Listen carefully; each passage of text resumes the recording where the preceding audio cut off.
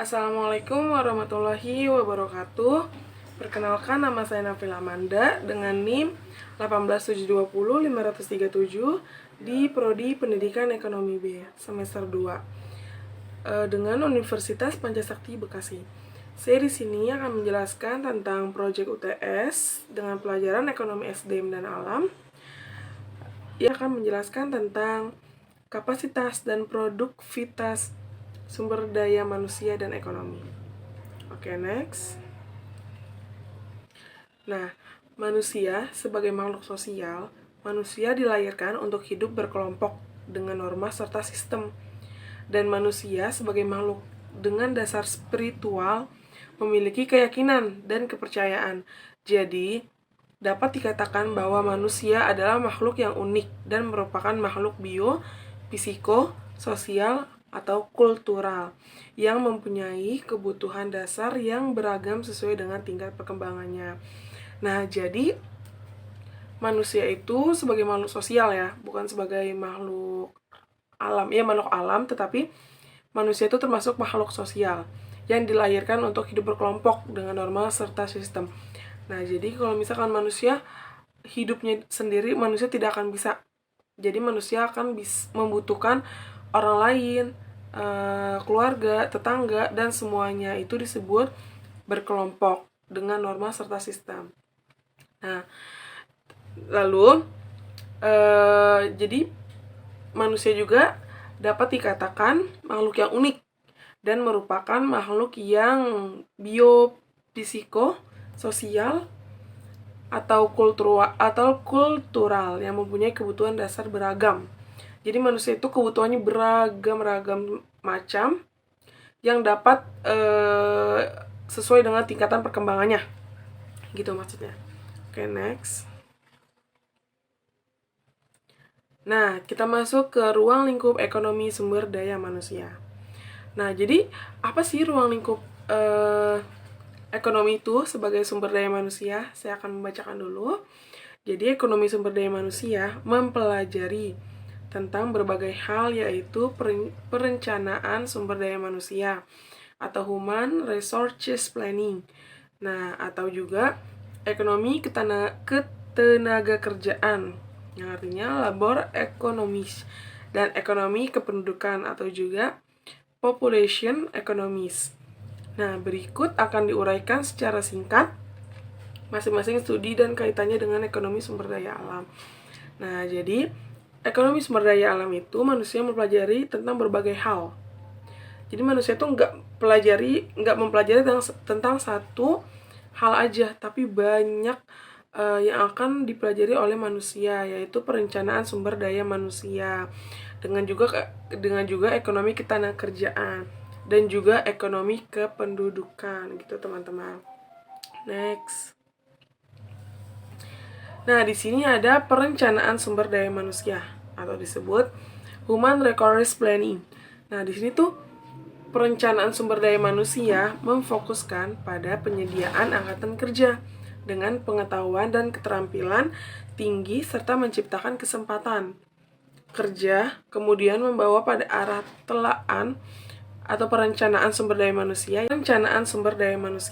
atau disebut Human Resource Planning.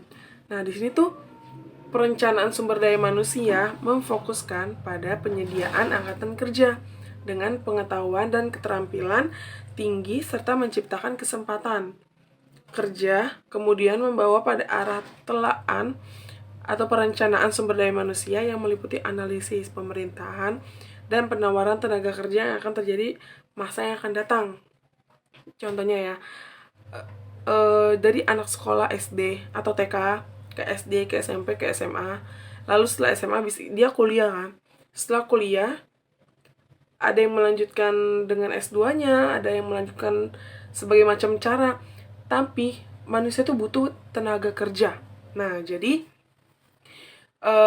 manusia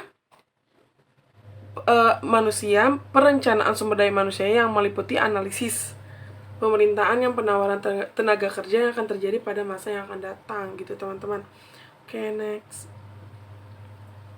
Nah, kita masuk ke ekonomi kependudukan atau bisa disebut population economics.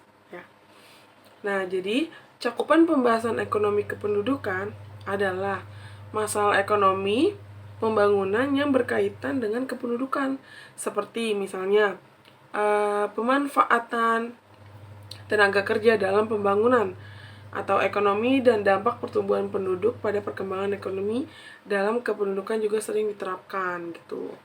Oke, next. Oke, kita masuk ke perkembangan pemikiran ekonomi sumber daya manusia. Ada yang tahu apa itu perkembangan pemikiran ekonomi sumber daya alam? Jadi di sini aku akan menjelaskan tentang perkembangan pemikiran ekonomi ya. Jadi pemikiran manusia bisa disebut juga. Nah, di sini ada 3 macam.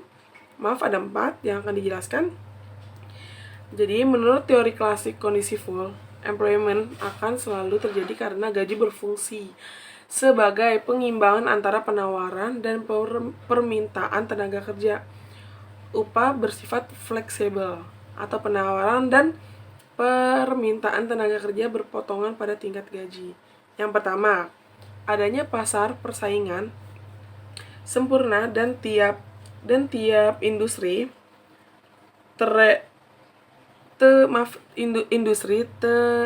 terintegrasi secara vertikal.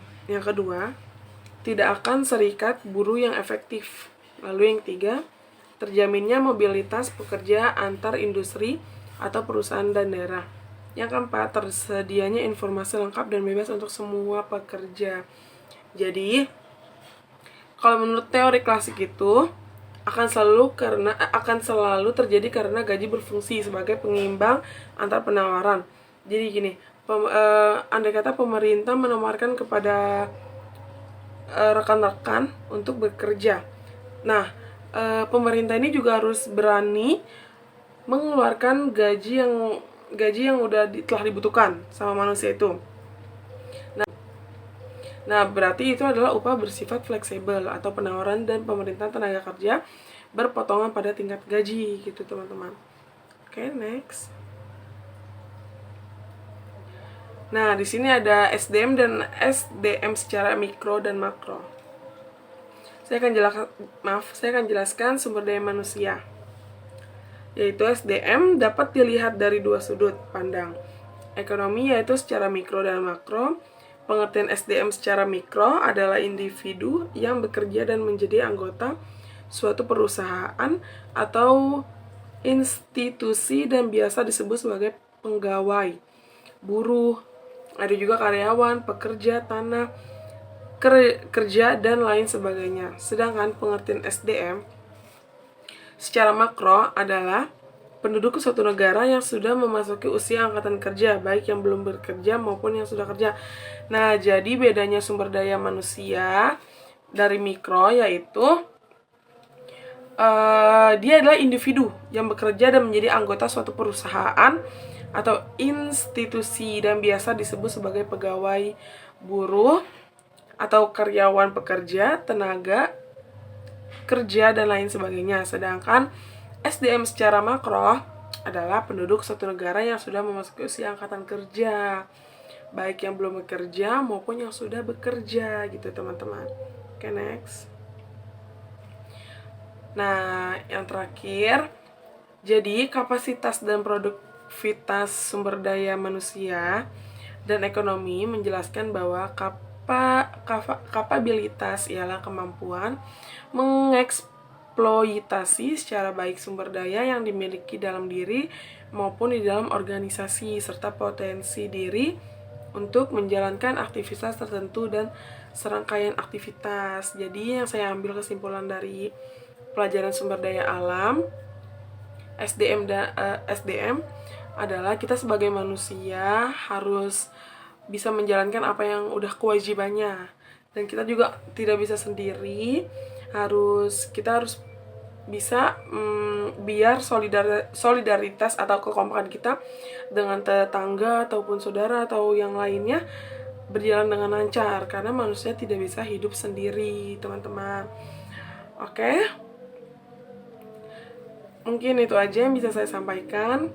Kurang lebihnya mohon maaf, atau kurang jelasnya mohon maaf. Wabillahi taufiq wal hidayah. Wassalamualaikum warahmatullahi wabarakatuh.